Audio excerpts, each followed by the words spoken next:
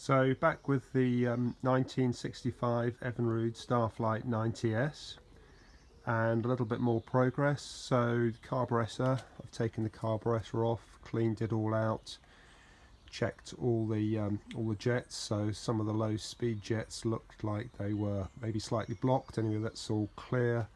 Checked all the float chambers. It's actually got black plastic floats in these rather than the cork ones, so they seem to be okay.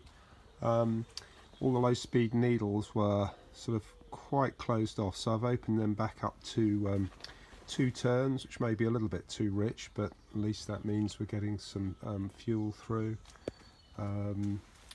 New hoses on the fuel pump, so I had a problem with another engine with a lot of leaky hoses.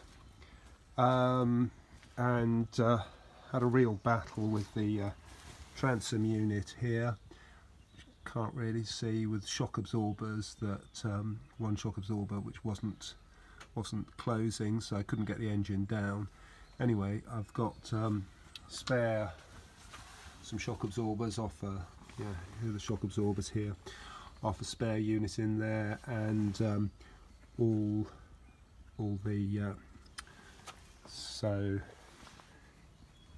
yeah, that's the pivot pin. Well, that does move. And shaft pin, I had to cut out the old shaft pin, and the shock absorber pivot pin, which is down here. I had to put one of those in. So quite a lot of work on that. Managed to get the lower unit cover off, to get all these screws undone, so I can actually get access to sort of some of the stuff, in particularly the thermostat unit. But cranking it over this weekend, and it just didn't seem to want to fire, and I thought, well, maybe I need to look at the ignition timing again. And I looked at it again, and this is the distributor here, and it was actually 180 degrees out. The rotor arm, instead of pointing, should have been pointing over here at number 1 cylinder, was over there somewhere. So I reset it all, cranked it over a few times, checked it again, and it's moved again. It's out again.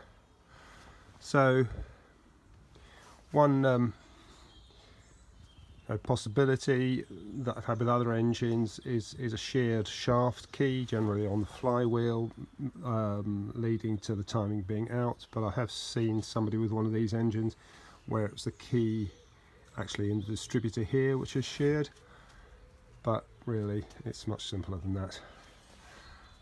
So what I'm doing here, I'm using a flywheel off a 75, because the original flywheel for this engine was quite so badly distorted and damaged and wouldn't work, so I've put the 75 horsepower flywheel on, and I thought it couldn't possibly have a different size pulley than the 90, could it? And sure enough it does, because this is here the distributor pulley for the 90, and this is a magneto distributor off a 75, and the pulley is a completely different size. And I presume this is sort of maybe something to do with on the 90 with its stator under the flywheel, that there just wasn't room for the original size pulley, so they had to make the pulley smaller, and therefore had to make the pulley on the dynamo, on the distributor, smaller. So there's 2 options: try and change the pulley on this flywheel. I'm not going to do that. I'm going to go for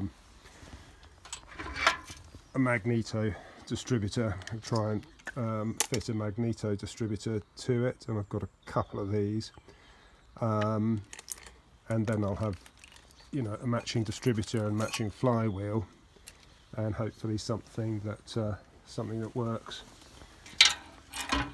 And if I can get the engine running okay, then think about getting a replacement flywheel that is correct for this engine, or maybe just leave it running with the with the older type